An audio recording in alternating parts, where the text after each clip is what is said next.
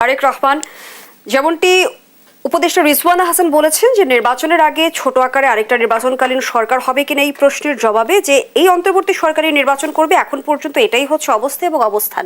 কিন্তু বেশ কিছুদিন ধরেই তো আমরা রাজনৈতিক অঙ্গনে নির্বাচনকালীন সরকারের এক ধরনের আলোচনা শুনেছি, তার প্রয়োজনীয়তা বোধ করেন কিনা ত্রয়োদশ নির্বাচনের আগে? জি, অনেক ধন্যবাদ। এই সরকার গঠিত হওয়ার সময় এক ধরনের সামাজিক চুক্তি ছিল যে যারা রাজনীতি করে না, কোনো দলের না, তারা এই সরকারে যাচ্ছে। এটা একটা সামাজিক চুক্তি ছিল এবং রাজনৈতিক ব্যক্তিবর্গ যারা গণঅভ্যুত্থানে অনেক অবদান রেখেছে তাদের রাজনৈতিক পরিচয়ের কারণে তাদেরকে এই সরকারে নেওয়া হয় নাই। এবং এই সরকারের লিস্ট করেছে কারা? হোয়াটসঅ্যাপ গ্রুপে, মেসেঞ্জার গ্রুপে, ফেসবুকে বিভিন্ন জায়গায় একটু পরপর লিস্ট প্রকাশ পেয়েছে। এই লিস্টটা কারা দিয়েছে? এই লিস্টটা আমাদের সমন্বয়ক ভাইরা দিয়েছে নাকি? সেই সমন্বয়ক ভাইরা আজকে উপদেষ্টাদের নামে অভিযোগ তুলছে, তাই তো? তাদেরই বানানো সরকার এবং তারা আর একটা মিথ্যাচারিতা করছে, তারাই জাতীয় সরকার করতে চেয়েছিল। বরঞ্চ রাজনৈতিক প্রক্রিয়ার অনেক প্রতিনিধি এই সরকারে থাকতে চেয়েছিল, তাদেরকে বাধাগ্রস্ত করা হয়েছে যে আপনারা থাকতে পারবেন না। তো বেসিক্যালি তারা তাদের সুপ্ত রাজনৈতিক ইচ্ছার কারণে যে তারা এই সরকার ব্যবস্থাকে ব্যবহার করে একটা রাজনৈতিক দল তৈরি করবে, যেটা এইখানে কোনো রাজনৈতিক ব্যক্তিত্ব থাকলে তাদের দল তৈরি করা বাধাগ্রস্ত হবে, তাদের উদ্দেশ্য ব্যাহত হবে, সেই কারণে তারা সেখানে নেয়নি। তো আজকে তারাই অভিযোগ করছে। আপনি রাজনৈতিক দলের প্রতিনিধিদের কথা বলছিলেন, কিন্তু এমন অভিযোগও কিন্তু শোনা যায় যে রাজনৈতিক দলের প্রেসক্রিপশনে অনেক উপদেষ্টা নিয়োগ হয়েছে। আমাদের সমাজের প্রত্যেকটা মানুষই মাইন্ড সেট আপ ভাবে কোনো না কোনো রাজনৈতিক মতের পক্ষের এবং ফ্লোটিংও আছে। তো এই একটা রাজনৈতিক বিশ্বাস মানুষের মনের মধ্যে সুপ্ত থাকা, অপ্রকাশ্য থাকা, এই জন্য তো আপনি কাউকে স্পষ্টভাবে ট্যাগিং করতে পারবেন না। সে তো ওই দলটা করে না, ওই দলের পদে নাই, তার ছোট ছোট বিশ্বাস থাকতে পারে, সেই বিশ্বাস পরিবর্তন হতে পারে। তাহলে রাজনৈতিক দলগুলো ওই সুনির্দিষ্ট ব্যক্তির প্রতি আস্থা কেন রেখেছে? রাজনৈতিক দলগুলো তারাও রাজনৈতিক দলের প্রতি আপনার হলো বিশ্বস্ত হয়ে আছে, এটা আপনি কিভাবে প্রমাণ করবেন? তারা তালিকাটাই দিয়ে দিল না কেন?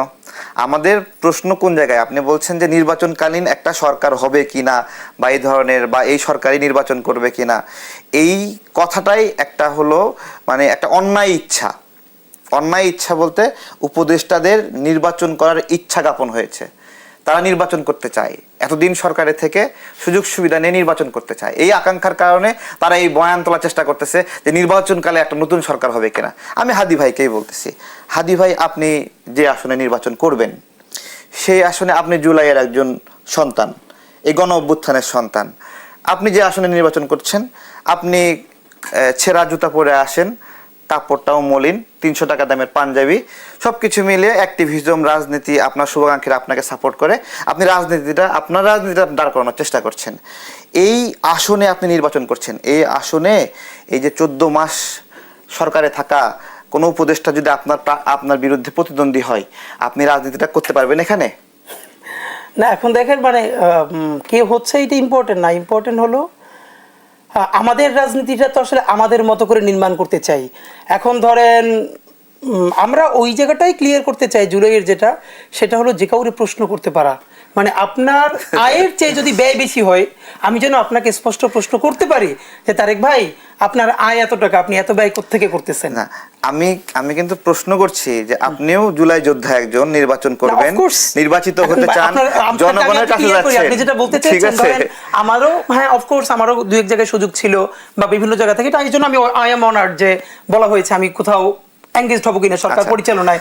কিন্তু আমি মনে করেছি যে না, সেটা না করে আমি রাজপথে থাকাটা ভালো, বেশি কাজের। এর মানে সবাই আবার এই চিন্তা করবে, সেটাও তো আমি বাধ্য করতে পারি না। আমি ওইখানেই বলছি যে এই যে আপনি বলছেন নির্বাচনকালীন নতুন সরকার গঠন হবে, তার মানে কিছু লোক এখান থেকে বের হয়ে গিয়ে উপদেষ্টা থাকা সত্ত্বেও তারা নির্বাচন করতে চাওয়ার একটা অভিপ্রায় দেখা গেছে। আপনি যে ব্যাপারটা আলাপ করতে চাচ্ছেন, এইটা অনেকে ভুলে যাচ্ছে। জাস্ট এটা বলার জন্য, ওই যে যখন আমাদের ছাত্র বন্ধুরা উপদেষ্টা পরিষদে যায়, তখন কিন্তু ফেসবুকেও পোস্ট দিয়েছিল যে যে Post কয়জন দিয়েছিল। উপদেষ্টা হচ্ছে তারা ইলেকশন করবে না। তারা করবে না হ্যাঁ। এবং সার্জিস হাসনাদের মন খারাপ করার কোনো কারণ নাই, হ্যাঁ। তারা নির্বাচন করবে। হ্যাঁ। তাহলে এটা একটা সোশ্যাল কন্ট্রাক্ট ছিল, এটা এটা এটা এটা একটা সামাজিক চুক্তি ছিল। কিন্তু উপদেষ্টা আসিফ মাহমুদ সজীব ভাই কিন্তু ইতিমধ্যে জানিয়েছেন যে তিনি নির্বাচন করবেন এবং নির্বাচনকালীন সরকারে যারা রাজনীতি করবে বা নির্বাচন করবে তাদের আমি থাকা তো উচিত হবে না। সেটাই বলছি যে হাদি ভাইও গণ অভ্যুত্থানে লড়াই করলো, সংগ্রাম করলো, তিনি সরকারের কোনো ফ্যাসিলিটি, সরকারের অবকাঠামো বিভিন্ন নানাবিধ ভাবে সরকারে থাকা মানে লাভবান হওয়া। এটা তো অবিশ্বাস্য যে ওই নাহিদের বিকাশে 10,000 টাকা ছিল, ব্যাংক অ্যাকাউন্টে 30,000 টাকা ছিল, এই দিয়েই সে বাকি 5-6 মাস চলতেছে নাড়ায় চাড়ায়। এই 30,000 40,000 টাকা শেষ হচ্ছে না। সে রাষ্ট্রের কোনো সুযোগ সুবিধা নেয়নি, তার বাবা কোনো সুযোগ সুবিধা নেয়নি, এবং তার রাজনীতি করার, তার নির্বাচন করার জন্য অর্থায়ন করার সক্ষমতা নেই। এইরকমই কি? তাহলে সেই লোকটাকে আপনি হাদি ভাইয়ের সঙ্গে কম্পিট করতে বলতেছেন, দুইজনই জুলাইয়ের সন্তান, এবং তাদের মধ্যে তো বৈষম্য করছেন। তাহলে আপনি বৈষম্য বিরোধী যে চেতনা, আমরা বৈষম্য করব না, আমরা কোটা নেব না, এই সমস্ত কিছু বইলা দেখেন, আবার কিন্তু যারা একটু চুল পাকা, বয়স্ক, বয়োজ্যেষ্ঠ সেই ব্যক্তি যদি বলে, সাক্ষাৎ সাহেব যদি বলে আমিও নির্বাচন করব, তাহলে কিন্তু আমাদের গায়ে স্যাক করে উঠবে, এই সাক্ষাৎ সাহেব কেন নির্বাচন করবে, এত বড় সাহস। তাহলে আমি ভাগটা করব কিভাবে? বয়সের ভিত্তিতে? 25 বছরের নিচে যদি কোনো জুলাই যোদ্ধা হয় তাহলে সে নির্বাচন করতে পারবে, আর 25 বছরের উপরে যে জুলাই যোদ্ধা, ও হলো বয়স্ক বুড়া জুলাই যোদ্ধা, সে নির্বাচন করতে চায় কিভাবে? তার এই শখ হওয়া অনৈতিক। তো এগুলো হলো সামগ্রিকভাবে আমাদের এই সরকারের। এখন কেন আসলে উপদেষ্টাদের সেফ এক্সিট নিয়ে প্রশ্ন আসছে এবং উপদেষ্টারা জুলাই গণঅভ্যুত্থানের সাথে বিট্রে করেছে এমন অভিযোগও করেছেন কিন্তু নাহিদ ইসলাম। সে আলোচনায় ফিরতে চাই মোহাম্মদ তারেক রহমান বিরতির পর। দর্শক, দেশ সাম্প্রতিকের এই প্রজেক্টে বিরতি দিচ্ছে, সাথেই থাকুন। আবার আমন্ত্রণ, দেখছেন দেশ সাম্প্রতিক। আমরা আবারও ফিরছি আলোচনায়।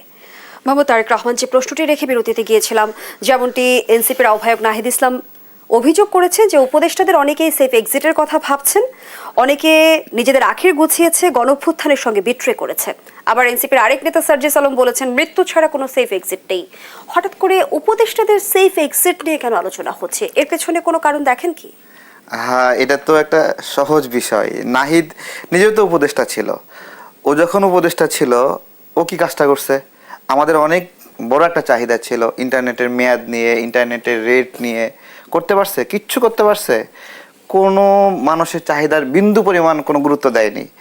এবং আমরা যেই একটা সেলফোনে 500 টাকা দিয়ে সারা মাস চলে যেত, আমাদের বাসায় ওয়াইফাই, অফিসে ওয়াইফাই, শুধুমাত্র পথের মধ্যে একটু মোবাইল ব্যবহার করি, তার জন্য 1100-1200 টাকার ইন্টারনেট ব্যয় করতে হয়। তাহলে আমাদেরকে এই পর্যায়ে নিয়ে আসছে নাহিদরা। এখন সে নিজে অভিযোগ দিচ্ছে আরেকজনকে যে উপদেষ্টাদের সেফ এক্সিট নিয়ে। মানে সে কি সেফ এক্সিটের বাহিরে? মানে সে কি নিরাপদে থাকবে? এই যে সারা বাংলাদেশে জুলাই গণঅভ্যুত্থান পরবর্তীতে আমাদের সমন্বয়ক ভাইরা ছড়াই পড়লো। আমাদের আন্দোলনের সময় এতগুলো সমন্বয়ক ছিল না, কিন্তু আন্দোলন হয়ে গেল, খালি চারপাশে সমন্বয়ক সমন্বয়ক, মনে হচ্ছিল চায়না তেলা পোকা। চায়না তেলা পোকা বোঝেন তো? আমাদের বাসা বাড়ি ড্রয়ারের ভিতরে চিপাই চাপাই থাকে, একটা মেলে 3টা বের হয়, এরকম সমন্বয়কের সংখ্যা হয়ে গেছে। তো তারা এখন বলতেছে হলো উপদেষ্টাদের সেফ এক্সিট। হ্যাঁ, ভালো, উপদেষ্টাদের সেফ এক্সিট বিষয় তো আছে। যদি কোনো অন্যায় করে, জুলুম করে, প্রতারণা করে, দুর্নীতি করে, তাহলে তাদের সেফ এক্সিটের বিষয় আসবে। কিন্তু নাহিদরাও এর অন্তর্ভুক্ত, নাহিদের বাইরে না। সার্জিস কি আর বাইরে নাকি? সার্জিস এতগুলো গাড়ির বহর নিয়ে গেছে, তাহলে ও যাকে সেফ এক্সিটের হুমকি দিচ্ছে, ও তো নিজেও চুরি করছে, তাই না? তো এগুলো হুমকি ধামকি দিচ্ছে। এখন একটা বিষয় আছে, আমরা যখন গ্রামের মধ্যে কোনো জঙ্গলের মধ্যে দিয়ে যাই না, রাস্তাতে জঙ্গলের মধ্যে দিয়ে বাঁশ ঝাড় বা এরকম অন্ধকার, তখন আমরা মানে খুব জোরে জোরে গান গাই, বুঝতে পারছেন? জোরে গান গাই কেন? নিজের ভয় কাটানোর জন্য, ঠিক আছে, যে ভূত যেন আমার কাছে না আসে। তো নাহিদ, সার্জিস এরা জোরে জোরে গান গাইতেছে, বুঝছেন, যেন এদের উপরে বিপদ না আসে আর কি। তারা কিসের ভয় কাটানোর চেষ্টা করছেন? তারা যে ক্রাইম করছে, ক্রাইম তো করছে, মানুষকে তো কষ্ট দিছেই, মানুষের কাছ থেকে অর্থ করে নিছে। মানুষ কি শখ করে মানুষকে টাকা দেয় নাকি? কেউ কাউকে বিপদে না ফেললে, হুমকি না দিলে, জিম্মি না করলে, আতঙ্ক সৃষ্টি না করলে, কেউ আওয়ামী লীগ করতো, সে কি সার্জিসকে ভালোবেসে টাকা দেবে? কেন দিছে? এগুলো মানুষকে কষ্ট দিয়ে দিয়ে নিছে। এখন তাদের মাঝে সে আতঙ্ক কাজ করছে। তারা কেউই যেন নীরবে না থাকে। আমাদের এই গণ অভ্যুত্থানে যা যা সৌন্দর্য ছিল, গণ অভ্যুত্থানের সময় একটা ছবি পোস্ট করতে লজ্জা লাগে। যে ছবি যে পোস্ট করব, কি বলবো? বলবে জুলাই বেচে খাই। এই জুলাই বেচে খাই, এই ট্যাগিংটা পর্যন্ত আসলো কেন? এটাকে আমি নষ্ট করছি? আমি কি চাঁদাবাজি করছি? আমি কি মামলা বাণিজ্য করছি? আমি একটা মামলা কারোর বিরুদ্ধে দেইনি। আমি জানি এই মামলাগুলো নিয়ে এরকম হবে। আমি রিমান্ডের শিকার হয়েছি, আমি জুলুমের শিকার হয়েছি, গুম হয়েছি, আমাকে ছাত্রলীগ মেরেছে, আমার 3টা দোকান ভেঙে দিয়েছে, আমার শ্বশুরের প্রায় 1 কোটি টাকার উপরে সম্পদ দোকান পুরো বুলডোজার দিয়ে মাটির সাথে মিশাই দিছে, তারপর আমি মামলা করিনি। তাহলে জুলাই বেঁচে খেলো কারা? জুলাই বেঁচে খেলো, এই তো এটাই বিষয় যে একটা পুলিশের গুলিতে মারা গেছে, পুলিশ শুট করছে, তো ওই মহল্লার সকল আওয়ামী লীগ নেতার নামে মামলা দিয়ে দিচ্ছে, যাকে পাইছে তাকে দিয়ে দিচ্ছে। এদের তো জুলুমের একটা বিষয় যে আমাদের উপর জুলুম করছে, আমরা এই অভিযোগ দিছি আজীবন। কিন্তু আমরা যাদের বিরুদ্ধে লড়াই করছি তাদের মধ্যেও যারা অপরাধী না, সবাই অপরাধী, সবাই তো অপরাধী না।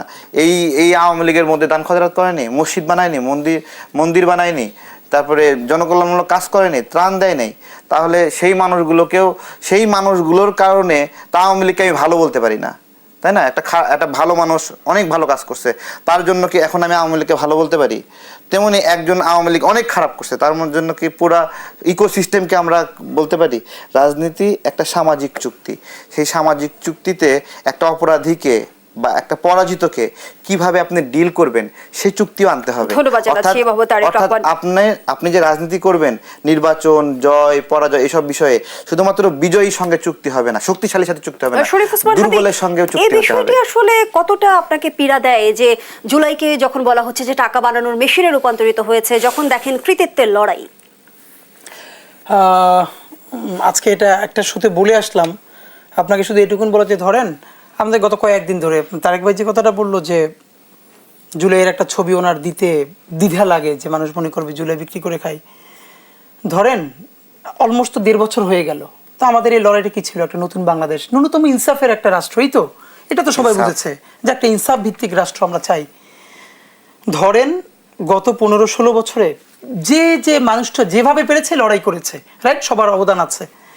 এখন আমরা আসলে প্রতিদিন ফেসবুকে কিসের রাজনীতি করব? মানে গত 2 বছর 4 বছর 5 বছর আগে আমি কবে মার খেয়েছি, জেলে গিয়েছি, এই প্রত্যেকটাকে আমি অনার করে বলছি, রেসপেক্ট করে বলছি, এটা লড়াইয়ের অংশ।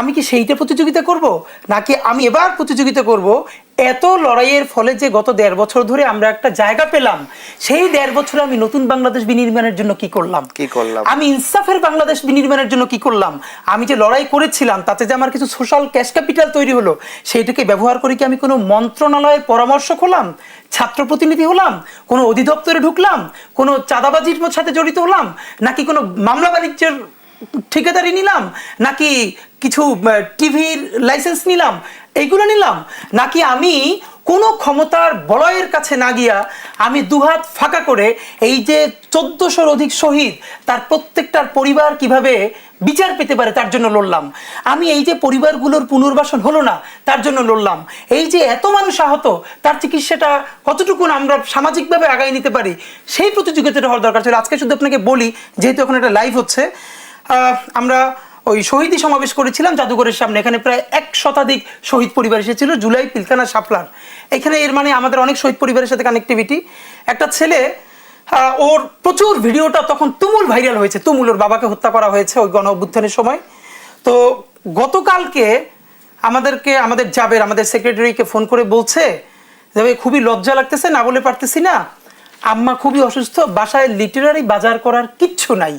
মানে ও একটা ভালো পরিবারে বিলং করতো, ওরা এইটাও বলতেছে, কোনোভাবে বলতে পারতেছে না, বলে যে হাদি ভাইরে বলতে আমার খুব লজ্জা লাগতেছে, আপনারা একটু জানাইলাম যে কিছু নাই বাসায় বাজার করবার। আপনি ভাবেন ঢাকার মধ্যে একটা পরিবার, ঢাকার বাইরে বাদ, এবং তার মা অসুস্থ, তার বাসায় বাজার নাই। আমরা কোনোভাবে দ্রুত ম্যানেজ করে একটু চেষ্টা করলাম, কিন্তু এরকম কয়দিন, তাহলে এবার মনে করেন কত পরিবার। তাহলে তো প্রশ্নটি আসে শরীফ ওসমান হাদি, যে হাজারো শহীদের রক্তের বিনিময়ে রাষ্ট্রের কোনো পরিবর্তন হয়নি, গুটি কয়েক মানুষের ভাগ্যের পরিবর্তন ঘটেছে। এই কথাটা যখন বললেন, আপনি একটা ভিডিও প্রচুর দেখেছেন, একজন হকার আমরাওয়ালা যে বলছিল যে তাকে র‍্যাব যখন পুলিশ টানছিল, সে বলছে আমি হকার আছে, হকার থাকতে দেন, তারা আমার ভাই ব্রাদার, ছাত্র বইলে ভাই ব্রাদার, আমি যদি টান দিয়ে 2টা বাঁচাইতে পারি বুঝেন না কেন। মজার ব্যাপার বলি, এই ভাইয়ের সাথে একদিন আমাদের দেখা হয়েছে, ছবি তুলেছি, পোষ্য যাচ্ছে সেখান থেকে দেখি সেই ভাই আমরাই ওরকম বিক্রি করতেছে, মাথায় একটা টুপি আমরাই বিক্রি করতেছে, সে কত বড় ভূমিকা। এই যে এই লোকটা ভূমিকা রেখে সে আবার আমরা বিক্রিতেই ফেরত গেল। আমাদের যেটা বৃহত্তর লড়াই, এই যেই মানুষটা আমরা বিক্রি করতেছে সে যেন ফুটপাতে কোনো চাঁদা না দিয়া আমরাটা বিক্রি করতে পারে।